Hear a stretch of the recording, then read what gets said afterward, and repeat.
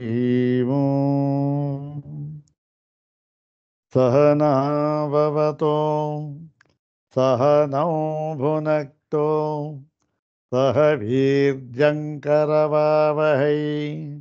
तेजस्विनावधीतमस्तु मा विद्विषावहै।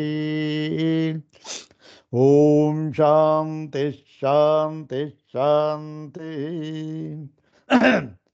अथ कृष्णयजुर्वेदीय तैत्तिरीयोपनिषदि शिक्षावल्ली। ॐ शन्नो मित्रः शं वरुणः शन्नो भवत्वर्यमा शन्न इन्द्रो बृहस्पतिः शन्नो विष्णुरुक्रमः नमो ब्रह्मणे नमस्ते वायो त्वमेव प्रत्यक्षं ब्रह्मासि त्वमेव प्रत्यक्षं ब्रह्म वदिष्यामि ऋतं वदिष्यामि सत्यं वदिष्यामि तन्मामवतु तद्वक्तारमवतु अवतु माम् अवतु वक्तारम्। ॐ ಶಾಂತಿ ಶಾಂತಿ ಶಾಂತಿ. ಕೃಷ್ಣ ಯಜುರ್ವೇದದ ತೈತ್ತಿರೀಯೋಪನಿಷತ್ತಿನಲ್ಲಿ ಶಿಕ್ಷಾವಲ್ಲಿಯಲ್ಲಿ ವಿಚಾರ ಪ್ರಧಾನವಾದ ಒಂದು ಭಾಗವನ್ನು ನಾವು ನೋಡ್ತಾ ಇದ್ದೇವೆ. ಅದರಲ್ಲಿ ಕರ್ಮ ಅಂತಕ್ಕಂಥದ್ದು ವಿದ್ಯೆಗೂ ಕರ್ಮಕ್ಕೂ ಕೂಡ ಪರಸ್ಪರ ವೈಲಕ್ಷಣ್ಯ ವೈರುಧ್ಯ. ಆದ್ದರಿಂದ ಕೇವಲ ಕರ್ಮದಿಂದಲೂ ಸಾಧ್ಯವಿಲ್ಲ, ಅಥವಾ ಕರ್ಮದ ಜೊತೆಯಲ್ಲಿ ವಿದ್ಯೆಯನ್ನ ಬೆರೆಸಿ ಮಾಡತಕ್ಕಂಥದ್ದಿದೆಯಲ್ಲ, ಅದೂ ಕೂಡ ಹೊಂದುವುದೇ ಇಲ್ಲ. ಒಟ್ಟಲ್ಲಿ ಕೇವಲ ಕರ್ಮದಿಂದ ಮೋಕ್ಷ ಫಲ ಅಂತಕ್ಕಂಥದ್ದು ಸಿದ್ಧಿಸುವುದಿಲ್ಲ. ಯಾಕೆ? ಕರ್ಮಗಳಿಗೆ ಆ ಯೋಗ್ಯತೆ ಇಲ್ಲ. ಹೇಗೆ ಮರಳಿಗೆ ಎಣ್ಣೆಯನ್ನು ಉತ್ಪಾದನೆ ಮಾಡುವ ಯೋಗ್ಯತೆ ಇಲ್ಲವೋ, ಅದೇ ರೀತಿ ಕರ್ಮಗಳಿಗೆ ಮೋಕ್ಷವನ್ನು ತಂದು ಕೊಡುವ ಒಂದು ಯೋಗ್ಯತೆ ಇಲ್ಲ. ಆಯಿತು, ಹೋಗಲಿ, ಸ್ವಲ್ಪ ವಿದ್ಯೆ ಬೆರೆಸ್ಬಿಡೋಣ, ಅದೂ ಸಾಧ್ಯವಿಲ್ಲ, ವೈಲಕ್ಷಣ್ಯ ಅಂತಾಯ್ತು. ಆಯಿತು, ಹಾಗಾದರೆ ಕರ್ಮದಿಂದಲೂ ಸಾಧ್ಯವಿಲ್ಲ, ಮತ್ತೆ ಸಮುಚ್ಚಯದಿಂದಲೂ ಸಾಧ್ಯವಿಲ್ಲ. ಯಾವುದು? ಕರ್ಮ ಮತ್ತು ವಿದ್ಯಾಕರ್ಮ ಇದೆಯಲ್ಲ, ಅದರ ಸಮುಚ್ಚಯದಿಂದಲೂ ಸಾಧ್ಯವಿಲ್ಲ. ಅಂದ ಮೇಲೆ ವೇದಗಳು ಯಾತಕ್ಕಿರಬೇಕು ಸ್ವಾಮಿ? ಯಾಕೆ? ವೇದಗಳಲ್ಲಿ 180 ಭಾಗ ಕರ್ಮಪರವಾಗಿಯೇ ಇದೆ, ಎಲ್ಲ ಮಂತ್ರಗಳು ಕೂಡ. ಈಗ ನೀವು ಬಂದು ಇಲ್ಲ ಇಲ್ಲ ಕರ್ಮಗಳಿಂದ ಮೋಕ್ಷ ಫಲ ಅಂತಕ್ಕಂಥದ್ದು ಸಾಧ್ಯವೇ ಇಲ್ಲ, ಮತ್ತೆ ಎಲ್ಲ ವೇದಗಳ ಪರಮ ಗುರಿ ಏನು? ಮೋಕ್ಷವನ್ನು ಪ್ರತಿಯೊಬ್ಬ ಜೀವಿಗೂ ತಂದು ಕೊಡುವುದೇ ಅದರ ಮುಖ್ಯ ಗುರಿಯಾಗಿದೆ, ಇದಕ್ಕೆ ಕರ್ಮದ ಅವಶ್ಯಕತೆ ಇಲ್ಲ ಅಂತ ಹೇಳಿಬಿಟ್ಟರೆ ಯಾಕೆ ಕರ್ಮವನ್ನು ವಿಧಾನ ಮಾಡಿದ್ದಾರೆ ಅದನ್ನು ಕುರಿತು ಇವತ್ತು ಚಿಂತನೆ ಮಾಡ್ತಾ ಇದ್ದಾರೆ. ಆ 78ನೇ ಭಾಷ್ಯ ಭಾಗವನ್ನು ನೋಡೋಣ. ವಿಹಿತತ್ವಾತ್ ಕರ್ಮಣಾಂ ಶ್ರುತಿ ವಿರೋಧ ಇತಿ ಚೇತ್. ಈ ಆಕ್ಷೇಪಣೆಯನ್ನು ಹಿಂದೆಯೂ ಕೂಡ ಪೀಠಿಕಾ ಭಾಷ್ಯದಲ್ಲಿ ಹಾಕಿದ್ದಾರೆ. ಎಷ್ಟು ಸರಿ ಬೇಕಾದರೂ ಹಾಕ್ತಾರೆ. ಯಾಕೆ ಹಾಕ್ತಾರೆ ಅಂದರೆ, ಎಷ್ಟು ಸರಿ ಈ ಆಕ್ಷೇಪವನ್ನು ಹಾಕಿ ಸಮಾಧಾನವನ್ನು ಕೊಟ್ಟರೂ ಸಹ ನಮ್ಮ ಮನಸ್ಸಿನಿಂದ ಆ ಒಂದು ದೋಷ ಅಂತಕ್ಕಂಥದ್ದು ಇದೆಯಲ್ಲ, ಏನು? ಯಾವುದೋ ಕರ್ಮ ಅಥವಾ ಕರ್ಮದ ಜೊತೆ ವಿದ್ಯಾ ಏನು ಬೆರೆಸು ಮಾಡಬೇಕು? ಬರೀ ವಿದ್ಯೆಯಿಂದ ಎಲ್ರಿ ಸಾಧ್ಯವಾಗುತ್ತೆ?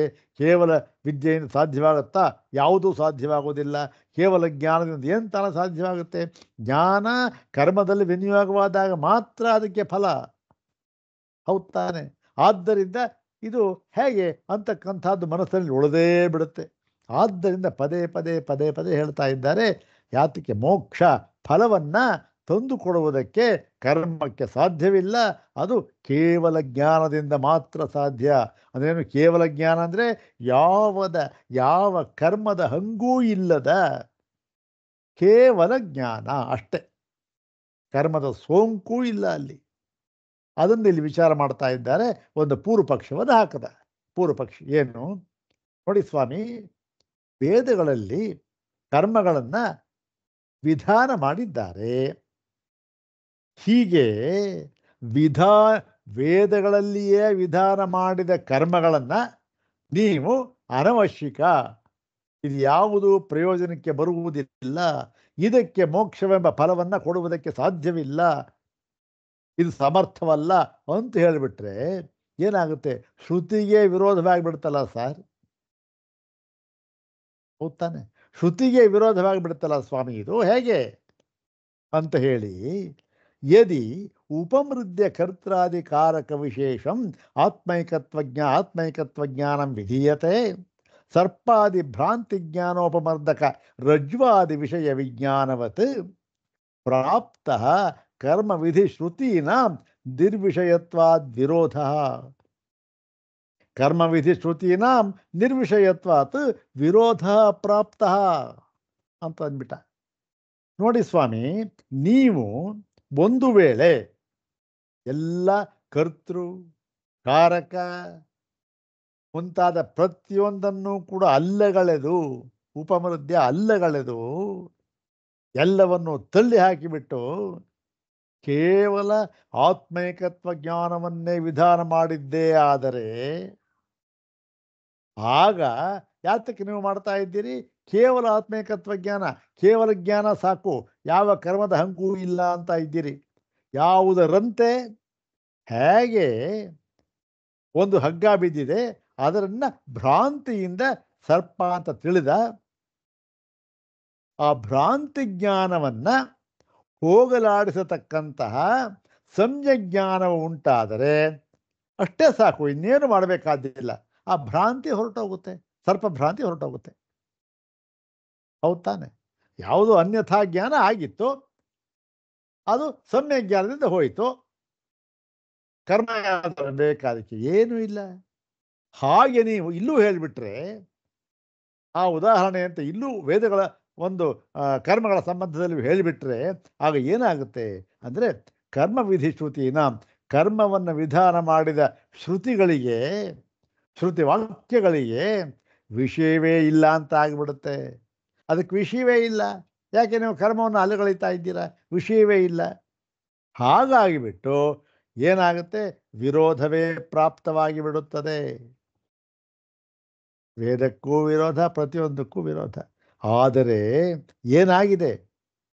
ನೀವು ಹೇಳೋ ತರಹ ಈ ಒಂದು ಸರ್ಪಭ್ರಾಂತಿ ಅಂತಕ್ಕಂಥದ್ದು ರಜ್ಜುವಿನ ಜ್ಞಾನದಿಂದ, ರಜ್ಜುವಿನ ಕೇವಲ ಜ್ಞಾನದಿಂದ ಅಷ್ಟೇ ಹೊರಟು ಹೋಗುತ್ತೆ ಅಂತ ಹೇಳಿದ್ರಲ್ಲ, ಅದನ್ನು ಉದಾಹರಣೆಯನ್ನು ಕೊಟ್ಟು ನೀವು ಹೇಳಿಬಿಟ್ರಲ್ಲ, ಅದು ಸರಿ ಇಲ್ಲ ಸ್ವಾಮಿ. ಯಾಕೆ ಅಂತಂದರೆ, ವಿಹಿತಾನಿಚ ಕರ್ಮಾಣಿ, ಕರ್ಮವನ್ನು ವೇದಗಳಲ್ಲಿಯೇ ವಿಧಾನ ಮಾಡಿದ್ದಾರೆ. ಸಚ ವಿರೋಧೋ ನ ಯುಕ್ತ, ಅದನ್ನು ವಿರೋಧಿಸುವುದಕ್ಕೆ ಆಗುವುದಿಲ್ಲ, ಅದು ಯುಕ್ತವೂ ಅಲ್ಲ. ಯಾಕೆಂದರೆ ವೇದದಲ್ಲಿ ಹೇಳಿರತಕ್ಕಂಥದ್ದನ್ನು ವಿರೋಧಿಸುವುದಕ್ಕೆ ಆಗುವುದಿಲ್ಲ. ಯಾತಕ್ಕಾಗೋದಿಲ್ಲ ಅಂತಂದರೆ, ಪ್ರಮಾಣತ್ವಾದ್ ಶ್ರುತೀನಾಂ ಇತಿ ಚೇತ್. ಶ್ರುತಿಗಳನ್ನು ಈ ಕರ್ಮ ಮತ್ತು ಕರ್ಮಫಲ ಅಂತಕ್ಕಂಥದ್ದು, ಅದಕ್ಕೆ ಪ್ರಮಾಣ ಏನು? ಪ್ರಮಾಣ ಕೇವಲ ಶ್ರುತಿ ಪ್ರಮಾಣ. ಎಲ್ಲ ವೈದಿಕ ಕರ್ಮಗಳಿಗೂ ಕೂಡ ಶ್ರುತಿ ಪ್ರಮಾಣ ಒಂದೇ ಇರತಕ್ಕಂಥದ್ದು, ಬೇರೆ ಪ್ರತ್ಯಕ್ಷವಾಗಲಿ ಅನುಮಾನವಾಗಲಿ ಅಲ್ಲಿ ಬರೋದಿಲ್ಲ. ಯಾಕೆ? ಪ್ರತ್ಯಕ್ಷ ಅನುಮಾನದಿಂದ ಅದು ಸಾಧ್ಯವಾಗುವುದಿಲ್ಲ. ಒಂದು ಕರ್ಮ ಮಾಡದ ಅದರ ಫಲವನ್ನು ಅನುಭವಿಸಬೇಕಾದರೆ ಯಾವಾಗ? ಜನ್ಮಾಂತರದಲ್ಲಿ ಈ ಶರೀರ ಬಿದ್ದು ಹೋಗಬೇಕು, ಈ ಲೋಕ ಬಿಟ್ಟು ಬೇರೆ ಲೋಕಕ್ಕೆ ಹೋಗಬೇಕು, ಅಲ್ಲಿ ಅನುಭವಿಸ್ಬೇಕು. ಹೌದು ತಾನೆ? ಅದು ಈಗ ನಮ್ಮ ಅನುಭವಕ್ಕೆ ಬರುತ್ತಾ? ಬರೋದಿಲ್ಲ. ಹೀಗಾಗಿ ಏನಾಗುತ್ತೆ?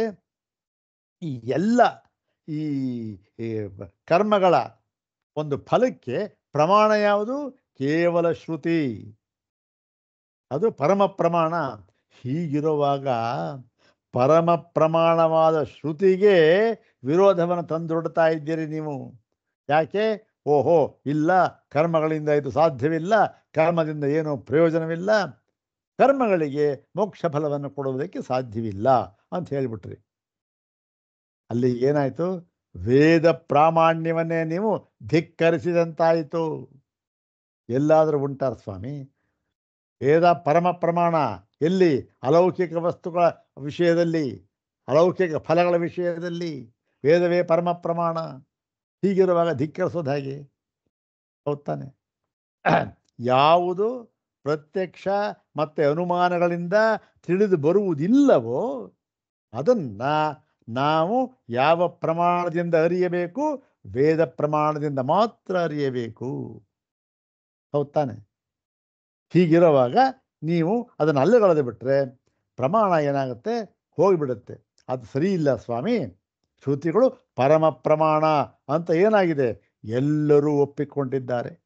ಶ್ರುತಿಯೇ ಪರಮ ಪ್ರಮಾಣ. ನೀವು ಹೇಳ್ತಾ ಇದ್ದೀರಿ, ನಿಮಗೂ ಅದೇನೆ. ಆದ್ದರಿಂದ ನಿಮ್ಮ ವಾದ ಸರಿ ಇಲ್ಲ ಅಂದ್ಬಿಟ್ಟ. ಅದಕ್ಕೆ ಸಮಾಧಾನವನ್ನು ಹೇಳಬೇಕು. ಹೇಳ್ತಾ ಇದ್ದಾರೆ ಆಚಾರ್ಯರು, ಇಲ್ಲಪ್ಪ, ನಿನ್ನ ಒಂದು ಈ ಹೇಳಿಕೆ ಇದೆಯಲ್ಲ, ಅದು ಸರಿ ಇಲ್ಲ. ನಿನ್ನ ಚಿಂತನೆ ಸರಿ ಇಲ್ಲ, ನಿನ್ನ ವಿಚಾರ ಸರಿ ಇಲ್ಲ.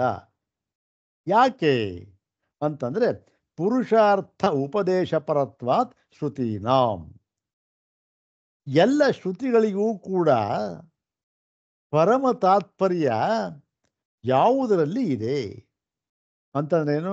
ಪುರುಷಾರ್ಥೋಪದೇಶ ಪರತ್ವಾತ್ ಅಂದರೆ ಪುರುಷಾರ್ಥವನ್ನು ಉಪದೇಶ ಮಾಡಿ. ಏನು? ಪುರುಷನಿಗೆ ಯಾವುದು ಪ್ರಯೋಜನವೋ ಅದನ್ನು ಉಪದೇಶ ಮಾಡಬೇಕು. ಯಾವುದು ಪ್ರಯೋಜನ, ಯಾವುದು ಹಿತ, ಅದನ್ನು ಹೇಳುವುದಕ್ಕೆ ಶ್ರುತಿ ಇರೋದು. ಯಾವುದು ಸ್ವಾಮಿ ಅದು? ಕರ್ಮದಿಂದಲೂ ಬರುತ್ತಲ್ಲ ಅದು? ಇಲ್ಲ ಇಲ್ಲ, ಅದನ್ನು ಹೇಳ್ತಾ ಇದ್ದಾನೆ. ವಿದ್ಯೋಪದೇಶ ಪರ ತಾವತ್ ಶ್ರುತಿ. ಶ್ರುತಿಗಳೆಲ್ಲವೂ ಕೂಡ ಯಾವುದರ ಪರವಾಗಿದೆ? ವಿದ್ಯೋಪದೇಶ ಪರ ಅಂದರೆ ಜ್ಞಾನ ಪರವಾಗಿದೆ. ಜ್ಞಾನಪರ ಅಂದ್ರೇನು? ಕೇವಲ ಜ್ಞಾನದಿಂದ ಮಾತ್ರ ಸಾಧ್ಯ, ಅಷ್ಟೇ, ಇನ್ನೇನು ಬೇಕಿಲ್ಲ. ಇದನ್ನು ಹೇಳ್ತಾ ಇದೆ ಎಲ್ಲ ಶ್ರುತಿಗಳು. ಯಾತಕ್ಕೆ ಹೇಳ್ತಾ ಇದೆ ಇದನ್ನ? ಕೇವಲ ಜ್ಞಾನದಿಂದ ಮಾತ್ರ ಸಾಧ್ಯ, ಇದು ಕರ್ಮದಿಂದ ಎಂದಿಗೂ ಸಾಧ್ಯವಿಲ್ಲ ಅಂತ ಯಾತಕ್ಕೆ ಹೇಳ್ತಾ ಇದೆ ಅಂತಂದರೆ, ಆ ಶ್ರುತಿಗೆ, ಶ್ರುತಿ ಮಾತೆಗೆ ಏನು ಪರಮ ಪರಮ ಪರಮ ಕಾರುಣ್ಯ. ಹೇಗಾದರೂ ಮಾಡಿ ಈ ಜೀವಿಗಳನ್ನು ಸಂಸಾರದಿಂದ ಎತ್ತಿ ತಮ್ಮ ಸ್ವರೂಪದಲ್ಲಿ ನೆಲೆ ನಿಲ್ಲಿಸಬೇಕು ಎಂಬತಕ್ಕಂತಹ ಒಂದು ಬಯಕೆ, ತವಕ, ಕಾರುಣ್ಯ, ಇದರಿಂದ ಏನಾಗಿದೆ? ಇದು ಈ ಒಂದು ಮಾತನ್ನು ಹೇಳ್ತಾ ಇದೆ, ಶ್ರುತಿ ಹೇಳ್ತಾ ಇದೆ. ಯಾವುದನ್ನ? ಈ ಪುರುಷಾರ್ಥೋಪದೇಶ ಪರತ್ವ, ಪುರುಷಾರ್ಥವನ್ನು ತಂದು ಕೊಡ್ತಕ್ಕಂಥದ್ದು ಶ್ರುತಿಗಳ ಕರ್ತವ್ಯ. ಮತ್ತು ಅದು ವಿದ್ಯೋಪದೇಶ ಪರವಾಗಿದೆ. ಯಾಕೆ? ಸಂಸಾರಾತ್ ಪುರುಷೋ ಮೋಕ್ಷಯಿತವ್ಯ. ಈ ಸಂಸಾರ ಸಾಗರದಿಂದ ಈ ಪುರುಷನು ದಾಟಿಸಲ್ಪಡಬೇಕು. ಅಂದರೆ ಇವನನ್ನು ನಾವು ದಾಟಿಸಬೇಕು ಅಂತ ಅರ್ಥ. ಶ್ರುತಿಗಳಿಗೆ ಅದೇ ಒಂದು ಮುಖ್ಯವಾದ ಗುರಿ. ಮತ್ತು ಯಾವುದು? ಅದಕ್ಕೇನು? ಸಂಸಾರ ಹೇತೋ ಅವಿದ್ಯಾಯ. ಅಂದ್ರೇನು? ಸಂಸಾರದಿಂದ ದಾಟಿಸಬೇಕು ಅಂದ್ರೆ ಸಂಸಾರಕ್ಕೆ ಕಾರಣವಾಗಿರೋದನ್ನು ಕಂಡುಹಿಡಿಬೇಕು ಮುಂಚೆ. ಕಾರಣವನ್ನು ನಿರ್ಮೂಲನೆ ಮಾಡಿದ್ರೆ ತಾನೇ ತಾನಾಗಿ ಕಾರ್ಯ ನಾಶವಾಗುತ್ತೆ. ಏನು ಕಾರಣ ಅಂತಂದರೆ, ಸಂಸಾರ ಹೇತೋ ಅವಿದ್ಯಾಯ. ಎಲ್ಲ ಸಂಸಾರಗಳಿಗೂ ಕಾರಣ ಏನು ಮಾಡ್ತೇನೋ ಅವಿದ್ಯೆ. ಅವಿದ್ಯೆ ಅಂತೇನು? ಹೇಗೆ ರಜ್ಜುವಿನಲ್ಲಿ ಉಂಟಾದ ಅವಿದ್ಯೆಯಿಂದ ನಮ್ಮ ಸರ್ಪ ತೋರ್ಕೊಂತು, ಹೌದ್ ತಾನೆ? ರಜ್ಜುವಿನ ಒಂದು ಪರಮಾರ್ಥ ಜ್ಞಾನ ನಮಗಾಗೋದಿಲ್ಲ, ಅಲ್ಲಿ ಅವಿದ್ಯೆ ಬಂತು. ಏನೋ ಅನ್ಯಥಾ ಜ್ಞಾನ ಆಯಿತು, ಏನೋ ಆಯಿತು, ಸರ್ಪ ತೋರ್ಕೊಂಡು. ಹಾಗೆ ಏನಿಲ್ಲಿ ಈ ಒಂದು ಅನ್ಯಥಾ ಜ್ಞಾನ ಉಂಟಾಗಿ ಬಿಟ್ಟಿದೆ. ಆದ್ದರಿಂದ ಏನಾಗ್ತಾ ಇದೆ? ಮೋಕ್ಷ ಸಿಗ್ತಾ ಇಲ್ಲ, ಸಂಸಾರದಲ್ಲಿ ಬೀಳ್ತಾ ಇದ್ದಾರೆ. ಇದಕ್ಕೆ ಕಾರಣ ಯಾವುದು? ಅವಿದ್ಯೆ. ಆಯಿತು, ಇದು ಯಾತ್ರೆ ನಿವೃತ್ತಿ ಆಗುತ್ತೆ ನೋಡಿ. ಅವಿದ್ಯೆ ಇದೆ, ಅವಿದ್ಯೆಯಿಂದ ಹೋಗುತ್ತೆ. ಇದು ಅವಿದ್ಯೆಯಿಂದ ಇದೆ, ಅವಿದ್ಯೆ ಯಾತ್ರೆಯಿಂದ ಹೋಗುತ್ತೆ? ಅವಿದ್ಯೆ ಹೋಗಬೇಕಾದರೆ ಅದಕ್ಕೆ ಪ್ರತಿದ್ವಂದ್ವಿ ಯಾವುದು? ವಿದ್ಯೆಯೇ ಹೊರತು ಕರ್ಮ ಎಂದಿಗೂ ಅಲ್ಲ. ಅವಿದ್ಯೆಗೆ ಪ್ರತಿದ್ವಂದ್ವಿ ಯಾವುದು? ವಿದ್ಯಾ. ಅವಿದ್ಯೆಗೆ ಪ್ರತಿದ್ವಂದ್ವಿ ವಿದ್ಯಾ, ಕರ್ಮ ಅಲ್ಲ ಅಂದ್ಬಿಟ್ಟು ಅವಿದ್ಯೆಯ ನಿವೃತ್ತಿ ಯಾವುದು? ಅವಿದ್ಯಾ. ಅವಿದ್ಯಾ ನಿವೃತ್ತಿ, ವಿದ್ಯೆಯಿಂದ ನಿವೃತ್ತಿ ಆಗುತ್ತೆ.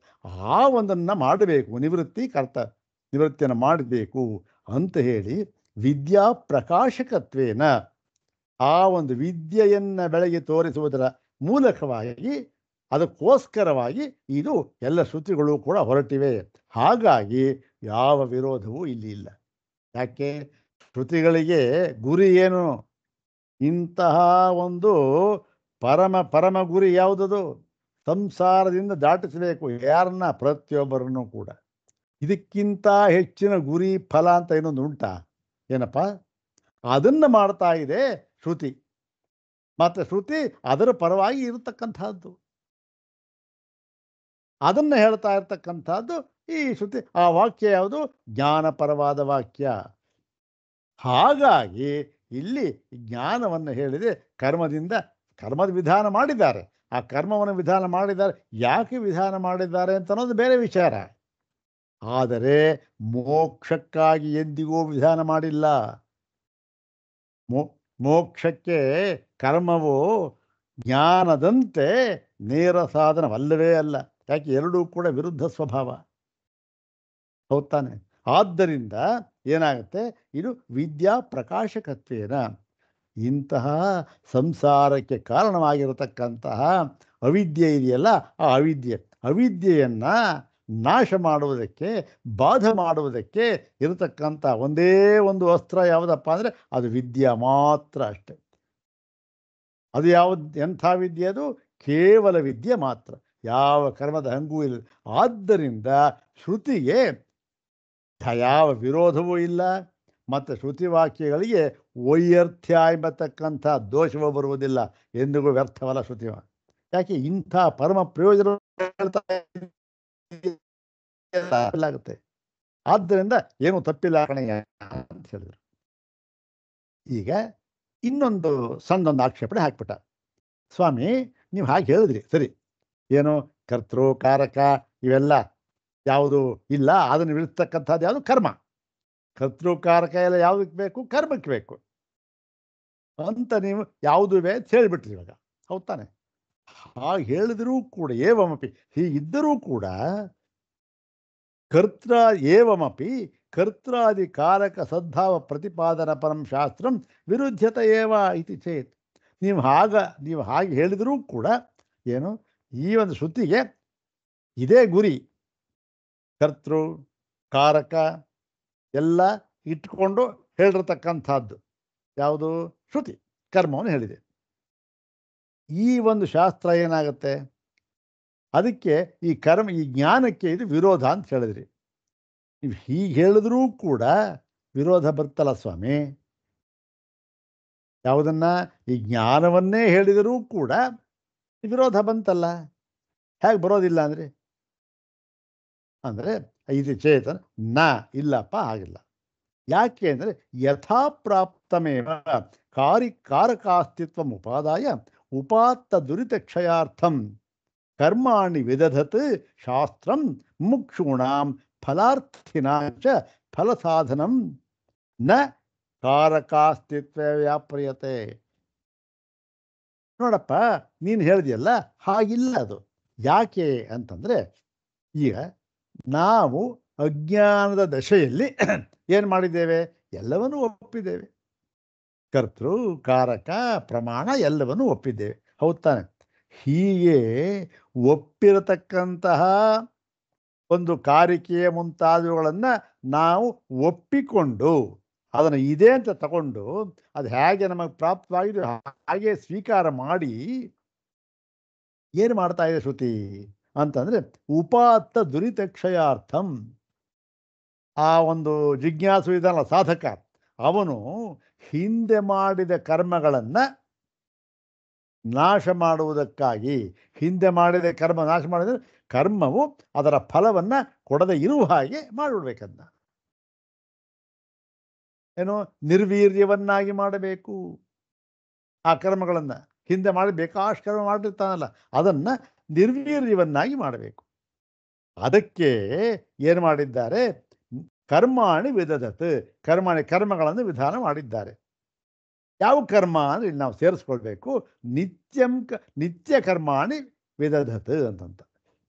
ನಿತ್ಯ ಕರ್ಮಗಳನ್ನು ವಿಧಾನ ಮಾಡಿದ್ದಾರೆ. ಯಾಕೆ? ಹಿಂದೆ ಹೇಳಿತ್ತದು ನಿತ್ಯ ಕರ್ಮಗಳನ್ನು ವಿಧಾನ ಮಾಡಿರ್ತಕ್ಕಂಥದ್ದು.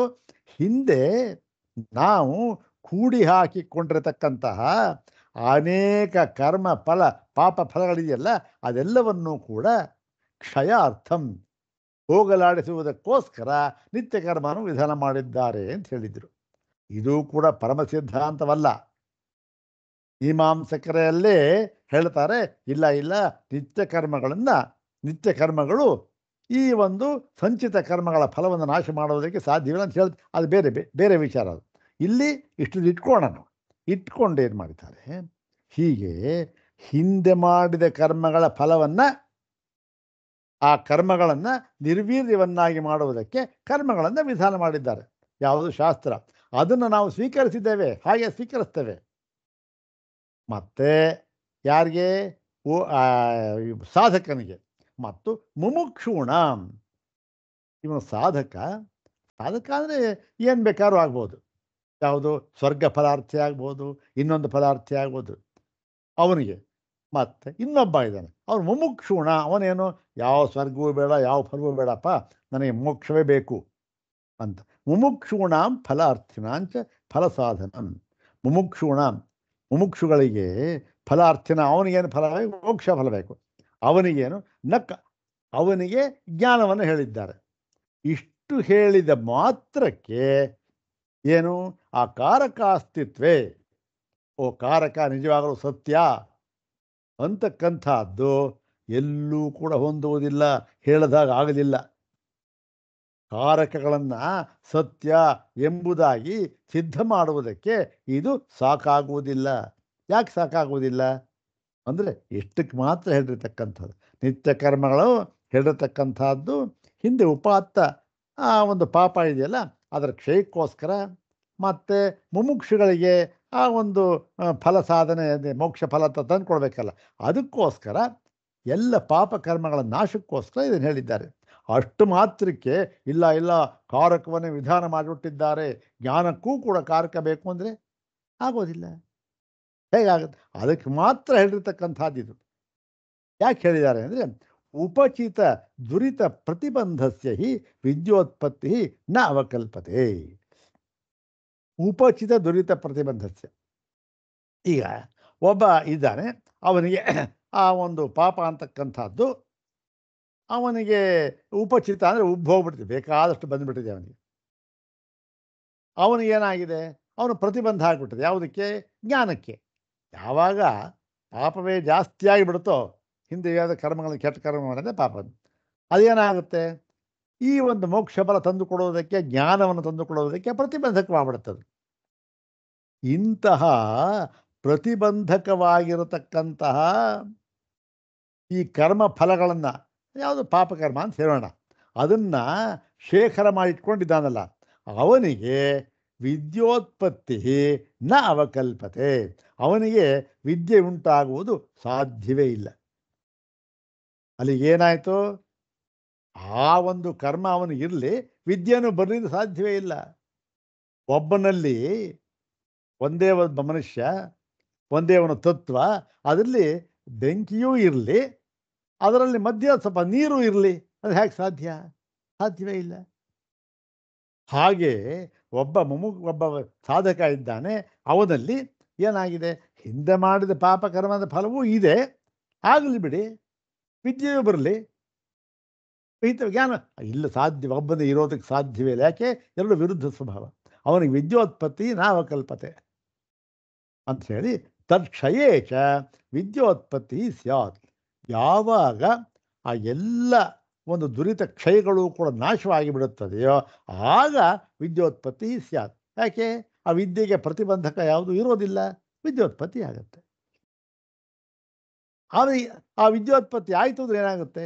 ತತಶ್ಚ ಅವಿದ್ಯಾ ನಿವೃತ್ತಿ. ಅದರಿಂದ ಏನಾಯಿತು? ಆ ಪ್ರತಿಬಂಧಕವಾಗಿರ್ತಕ್ಕಂಥ ಅವಿದ್ಯೆ ಅಂತ ಅನ್ನೋದು ನಿವೃತ್ತವಾಯಿತು.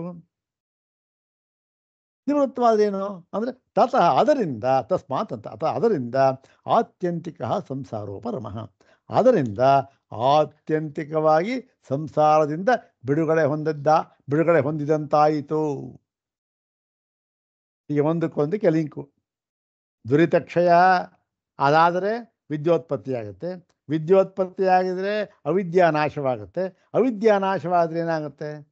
ಆತ್ಯಂತಿಕವಾಗಿ ಈ ಸಂಸಾರ ಹೋಗಿಬಿಡುತ್ತದೆ, ಬಾಧವಾಗಿ ಬಿಡುತ್ತದೆ, ಇರೋದೇ ಇಲ್ಲ. ಅಂದ್ರೇನು? ಆತ್ಯಂತಿಕ ಪೂರ್ಣವಾಗಿ ಅಂದರೆ ಯಾವ ಶೇಷವೂ ಇಲ್ಲದೆ ಅಂತ ಅರ್ಥ. ಇಲ್ಲಿ ಕೆಲವರು ಎಲ್ಲಿ ಶೇಷ ಹೇಗಿರಿ, ಶೇಷ ಇರುತ್ತಲ್ಲಪ್ಪ ಯಾಕೆ ಅಂತಂದರೆ ವಿದ್ಯೋತ್ಪತ್ತಿ ಆಯಿತು. ಈಗ ವಿದ್ಯೋತ್ಪತ್ತಿ ಆದರೆ ಅವನೇನು ಸಾಯೋದಿಲ್ಲ, ಮುಂದೆ ಇರ್ತಾನೆ. ಮುಂದೆ ಇದ್ದರೆ ಅವನು ತಿರ್ಗಾ ಏನು ಮಾಡೋದಿಲ್ಲ ಅಂತ ಅನ್ನೋದು ಏನು ಗ್ಯಾರಂಟಿ? ಜೀವ ಅಂತ ಇದ್ಮೇಲೆ ಏನಾದ್ರು ಕರ್ಮ ಮಾಡಲೇಬೇಕು. ಅದು ಯಾವುದೇ ಮಾಡಲೇಬೇಕು. ಮಾಡಿದ ಮೇಲೆ ಫಲ ಅನುಭವಿಸ್ಬೇಕು. ಹಾಗಾಗಿ ಆತ್ಯಂತಿಕವಾಗಿ ಜ್ಞಾನವಾಯಿತು. ಜ್ಞಾನವಾದರೂ ಕೂಡ ಆತ್ಯಂತಿಕ ಮೋಕ್ಷ ಅಂತಕ್ಕಂಥದ್ದು ಆಗೋದಿಲ್ಲ. ಅವನ ಪ್ರಾರಬ್ಧ ಅನುಭವಿಸಿದ ಮೇಲೆ, ದೇಹ ಬಿದ್ದ ಮೇಲೆ ಆತ್ಯಂತಿಕವಾದ ಮೋಕ್ಷ.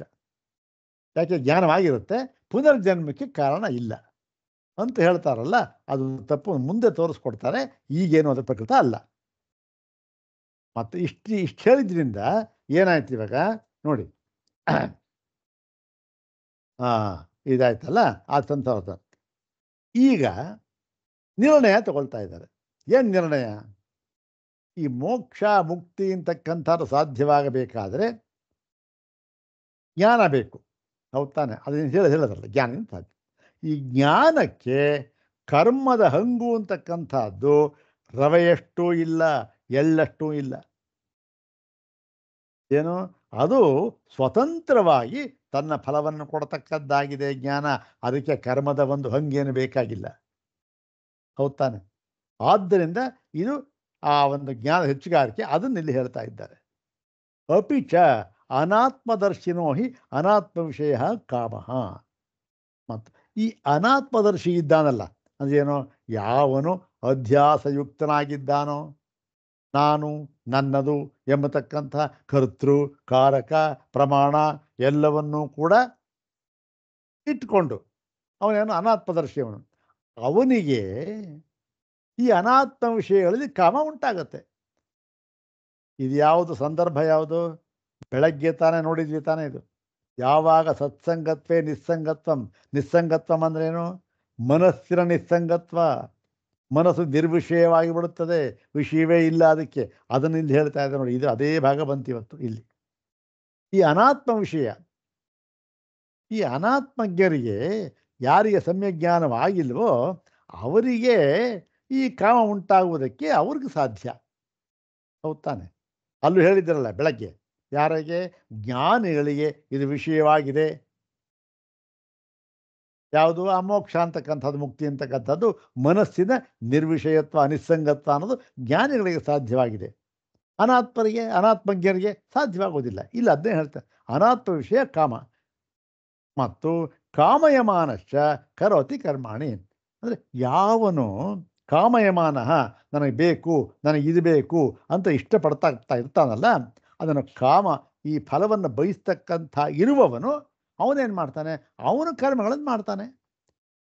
ನನಗೆ ಯಾವುದೋ ಒಂದು ಲೋಕದ ಫಲ ಬೇಕು, ಸ್ವರ್ಗ ಲೋಕದ ಫಲ ಬೇಕು ಅಂತ ನನಗೆ ಮನಸ್ಸಾದರೆ, ಅದರ ಮೇಲೆ ಅಪೇಕ್ಷೆ ಆದರೆ, ಆಗ ನಾನು ಅದಕ್ಕೆ ಬೇಕಾದ ಸಾಧನ ಕರ್ಮ ಇದೆ ಮಾಡ್ತೇನೆ ಅಷ್ಟೇ. ಇಲ್ಲದೆ ಇದ್ರೆ ಮಾಡೋದೇ ಇಲ್ಲ. ಯಾಕೆ ಮಾಡ್ತೀನಿ ಅಂದ್ಬಿಟ್ಟು ಅದಕ್ಕಾಗಿ ಕರ್ಮನ ಮಾಡ್ತಾನೆ ಅವನು. ತತಃ ತತ್ ಫಲೋಪಭೋಗಾಯ ಶರೀರಾದ್ಯುಪಾದಾನ ಲಕ್ಷಣ ಸಂಸಾರ. ಆಯಿತು, ಕರ್ಮ ಮಾಡ್ದ, ಆ ಫಲ ಅನುಭವಿಸ್ಬೇಕಲ್ಲ. ಆ ಫಲ ಅನುಭವಿಸ್ಬೇಕಾದ್ರೆ ಏನು? ಅದಕ್ಕೊಂದು ಶರೀರ ಬೇಕು. ಅನುಭವ ಅಂತ ಬರಬೇಕಾದ್ರೆ ಆ ಶರೀರ ಬೇಕು, ಇಂದ್ರಿಯ ಬೇಕು, ಮನಸ್ಸು ಬೇಕು, ಅಂತಃಕರಣ ಬೇಕು, ಎಲ್ಲ ಬೇಕು. ಅದಿದ್ರೆ ತಾನೇ ಸಾಧ್ಯ. ಸೊ ಅದಕ್ಕೋಸ್ಕರ ಅವನು ಈ ಶರೀರವನ್ನು ಸ್ವೀಕರಿಸುತ್ತಾನೆ. ಅಲ್ಲಿ ಬಂತು, ಎಲ್ಲಿ ಕಾಮ ಉಂಟಾಯಿತು, ಶರೀರ ಸ್ವೀಕರಣ. ಕರ್ಮ ಮಾಡದ, ಆ ಫಲ ಅನುಭವಿಸೋದಕ್ಕೋಸ್ಕರ ಜನ್ಮವನ್ನು ಎತ್ತದೆ. ಮತ್ತು ತದ್ವ್ಯತಿರೇಕೇಣ ಅದಕ್ಕೆ ವಿರುದ್ಧವಾಗಿ ಆತ್ಮೈಕತದರ್ಶಿನೋ ವಿಷಯಾಭಾವಾತ್. ಅದಕ್ಕೆ ವಿರುದ್ಧವಾಗಿ ಇವನು ಅನಾತ್ಮಜ್ಞಾವನು, ಇನ್ನು ಆತ್ಮೈಕತದರ್ಶಿ ಒಬ್ಬಿದ್ದಾನಲ್ಲ ಅವನಿದೆ, ಅವನಿಗೇನಾಗಿದೆ ವಿಷಯಾಭಾವಾತ್, ಅವನಿಗೆ ಗ್ರಹಿಸುವುದಕ್ಕೆ ಸ್ವೀಕರಿಸುವುದಕ್ಕೆ ಯಾವ ವಿಷಯವೇ ಇಲ್ಲ. ಯಾಕೆ? ಅವನು ಆತ್ಮೈಕತ್ವದರ್ಶಿ, ಆತ್ಮನನ್ನು ಬಿಟ್ಟು ಬೇರೆ ಯಾವುದೂ ದ್ವಂದ್ವ ಪದಾರ್ಥ ದ್ವೈತ ಪದಾರ್ಥ ಇಲ್ಲವೇ ಇಲ್ಲ ಅಂತ ತಿಳ್ಕೊಂಡಿರ್ತಕ್ಕಂಥವನು, ನಿಶ್ಚಯ ಜ್ಞಾನ ಮಾಡ್ಕೊಂಡಿರ್ತಕ್ಕಂಥವನು. ಬೇರೆ ವಿಷಯವೇ ಇಲ್ಲ ಅಂತ ಆದಮೇಲಿಂದ ಏನಾಗಿದೆ? ಅವನಿಗೆ ಕಾಮ ಅನುಪಪತ್ತಿ, ಕಾಮ ಉಂಟಾಗೋಕ್ಕೆ ಸಾಧ್ಯವೇ ಇಲ್ಲ. ವಿಷಯ ಇದ್ದರೂ ತಾನೇ ಕಾಮ ಬರೋದು. ಕಾಮ ಅನುಪಪತ್ತಿ ಹೊಂದೋದಿಲ್ಲ, ಅವನು ಕಾಮ ಉಂಟಾಗುವುದಿಲ್ಲ. ಮತ್ತೆ ಆತ್ಮನಿಚ ಅನನ್ಯತ್ವಾತ್ ಕಾಮ ಅನುಪಪತ್ತವು. ಯಾಕೆ ಕಾಮ ಉಂಟಾಗಲ್ಲ, ವಿಷಯ ಬರಲ್ಲ? ಆತ್ಮನಿಚ ಅನನ್ಯತ್ವಾತ್ ಅಂದರೆ ಆತ್ಮನಿಗಿಂತ ಅನ್ಯವಾಗಿರತಕ್ಕಂಥ ದ್ವೈತ ವಸ್ತು ಬೇರೆ ಯಾವುದೂ ಇಲ್ಲ, ವಿಷಯವೇ ಇಲ್ಲ, ಯಾವುದೂ ಇಲ್ಲ. ಇರತಕ್ಕಂಥದ್ದು ಒಂದೇ ತತ್ವ, ಏಕಮೇವಾದ್ವಿತೀಯವಾದ ತತ್ವ, ಅದೇ ಆತ್ಮತತ್ವ. ಹೀಗಿರುವಾಗ ಕಾಮ ಅನುಪಪತ್ತವು, ಕಾಮ ಅಂತಕ್ಕಂಥದ್ದು ಉಂಟಾದ ಸಾಧ್ಯವೇ ಇಲ್ಲ, ಹೊಂದೋದಿಲ್ಲ. ಅವಾಗೇನಾಗುತ್ತೆ? ಸ್ವಾತ್ಮನ್ಯವಸ್ಥಾನ ಮೋಕ್ಷ. ಅವಾಗೇನಾಗುತ್ತೆ? ಬೆಳಗ್ಗೆ ಹೇಳಿತ್ತಲ್ಲ, ನಿರ್ಮೋಹತ್ವೇ ನಿಶ್ಚಲಿತತ್ವಂ. ಅದೇನು? ಸ್ವಾತ್ಮನ್ಯವಸ್ಥಾನಂ ಅಂತ. ನಿಶ್ಚಲಿತ ಯಾಕೆ? ತನ್ನ ಒಂದು ಸ್ಥಿತಿಯಲ್ಲಿ ಅಲ್ಲೇ ಇದ್ಬಿಟ್ಟಿರ್ತಾನೆ, ನಿಶ್ಚಲಿತ. ಅದರಿಂದ ಮನಸ್ಸು ಸ್ಪಂದನವಾಗೋದೇ ಇಲ್ಲ. ಇದಕ್ಕೆ ಹೆಸರಾಯಿತು ಮೋಕ್ಷ. ಇಲ್ಲೂ ಅದೇ ಸ್ವಾತ್ಮನ್ಯವಸ್ಥಾನಂ ಮೋಕ್ಷ. ಇಲ್ಲಿ ಸ್ವಾತ್ಮನ್ಯವಸ್ಥಾನಂ ಅಂತಂದ್ರೆ ಒಂದೇ, ಇಲ್ಲೇನು ನಿಶ್ಚಲಿತತ್ವೇ ಅಂತಂದ್ರೆ ಒಂದೇ. ಇದು ಮೋಕ್ಷ ಅಂತ. ಇತ್ಯತೋಪಿ ವಿದ್ಯಾಕರ್ಮಣೋ ವಿರೋಧ. ಆದ್ದರಿಂದಲೂ ಕೂಡ ವಿದ್ಯೆಗೂ ಮತ್ತು ಕರ್ಮಕ್ಕೂ ವಿರೋಧ ಅಂತಕ್ಕಂಥದ್ದನ್ನು ನಾವು ತೋರಿಸಿಕೊಟ್ಟಿದ್ದೇವೆ ಅಂಥೇಳಿ, ವಿರೋಧಾದೇವಚ ವಿದ್ಯಾ ಮೋಕ್ಷಂ ಪ್ರತಿ ನ ಕರ್ಮಾಣಿ ಅಪೇಕ್ಷತೆ. ನ್ಯಾಯ. ವಿರೋಧವಿರುವುದರಿಂದ ವಿದ್ಯೆಯು ತನ್ನ ಫಲವಾದ ಮೋಕ್ಷವನ್ನು ತಂದುಕೊಡುವುದಕ್ಕೆ ಕರ್ಮವನ್ನು ಅಪೇಕ್ಷಿಸುವುದಿಲ್ಲ. ಯಾಕೆ? ಎರಡಕ್ಕೂ ವಿರುದ್ಧ ಸ್ವಭಾವ, ಎಂದಿಗೂ ಅಪೇಕ್ಷಿಸುವುದಿಲ್ಲ. ಹೌದು ತಾನೆ? ಆದ್ದರಿಂದ ಏನಾಗುತ್ತೆ?